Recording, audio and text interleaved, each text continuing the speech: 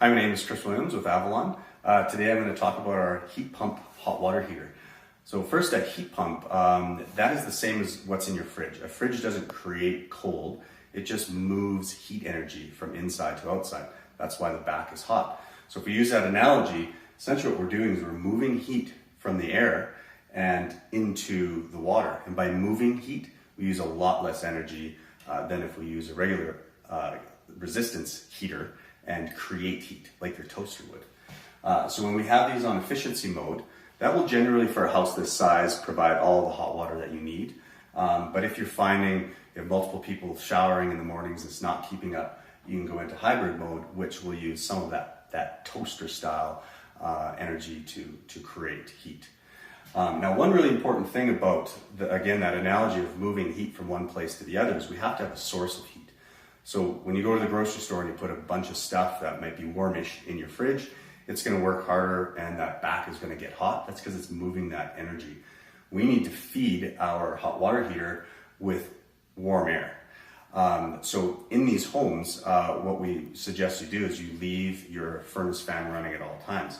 And it actually gives you a backup kind of feature or value of providing some white noise as well, because you do live in multifamily, so to have that white noise is going to help you there. But what it does for this is we're continually, and we'll come over here, we're continually feeding the mechanical room with fresh air. So the return air for the main floor of the home, if we look around over here, is actually right off the plenum of the furnace. Now with that running all the time, you're always going to have fresh air to feed your hot water heater, and you can always have hot water. It does create a little bit of a cooling load for the home, which is great in the summer, but in the winter, we've planned for that by sizing the furnace, which we'll talk about in another video. So the inside of the house looks very much like a furnace. If we pan over there, what I was showing you outside would look a lot like what your air conditioner is like. And in fact, a heat pump or an air conditioner is a heat pump.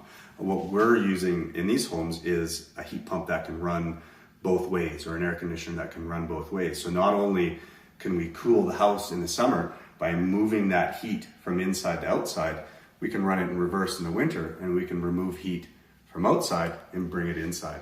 And we can actually get heat energy out of minus 27 air. So all the way down to minus 27, that heat pump's going to be spinning if you were to look outside at that fan. And a lot of people would say, well, how do we get the inside of our house to 20 degrees when outside's minus 27? But if you think about minus 50 to minus 27, there is heat in there. There is heat energy in there. We're just compressing it all and bringing it inside. And if we come over here, we can look at the thermostat. And again, the thermostat for a heat pump looks very much like a thermostat for a furnace. You set it and you forget it. And this system, if set to auto, you're going to set your temperature and it's going to automatically switch between that heating and cooling whenever it's needed. In the shoulder seasons, so either your spring or fall, when you've got lots of sun outside and that's starting to heat your home up, but at night it's cold, it can actually switch back and forth and give you a continuous nice heat.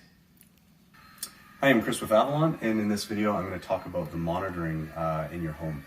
So during the sales process, you may remember signing the agreement to share data.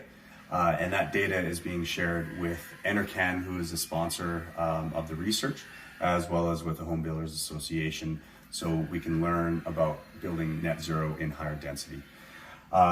So what data that is going to be collected is electrical data. So how much is being used by your furnace, how much electricity is being used by your stove.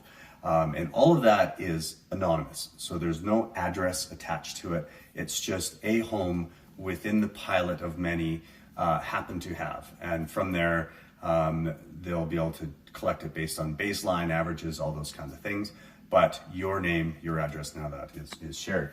So that's what these devices are here. So you'll see there's a network cable in them, and this is its own dedicated network. So it's not going to be creating data on your own internet connection or anything like that. It's all on its own. The other thing you might notice is down by your hot water heater, you're going to see a little meter there as well, and that's actually going to monitor how much water you're using, how much electricity your hot water is using, all those kinds of things, or how they interrelate. And that's kind of it on the monitoring. Hi, I'm Chris with Avalon, and in this video we're going to talk about the solar system in your net zero home. So you'll notice on your electrical panel this big warning. All solar systems have that, and basically this is to tell emergency folks that come in, or anybody that's coming just to work on non-emergency electrical work, that there's solar and that we need to turn it off. You'll see contact info here for Skyfire. They're the ones that installed it, and they can be a really helpful resource. Hence their number and website is also on the panel. Just above, you'll see this device that says AP Systems. What that device is going to do is talk to the solar panels and monitor how much production that they're getting. So if you are interested in learning what that is and seeing how much power you're using, you can hold your phone over this little symbol, and that code will lead you to the application that you can download onto your phone. Once you've downloaded that app, there's a number on the bottom, or a number on the bottom left for login and password.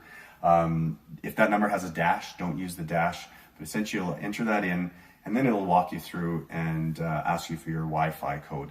Although there's a cable on here for a network connection, we're going to use Wi-Fi.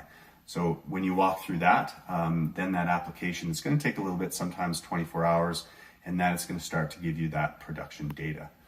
And with that data, if you belong to, if you look up or Google Alberta Solar Club, you can see different providers that will allow you to do rate shifting. So in the summertime, you can shift to a more expensive rate when you're overproducing, and you can switch to a lower rate in the winter when you're actually you're using more energy than you are producing.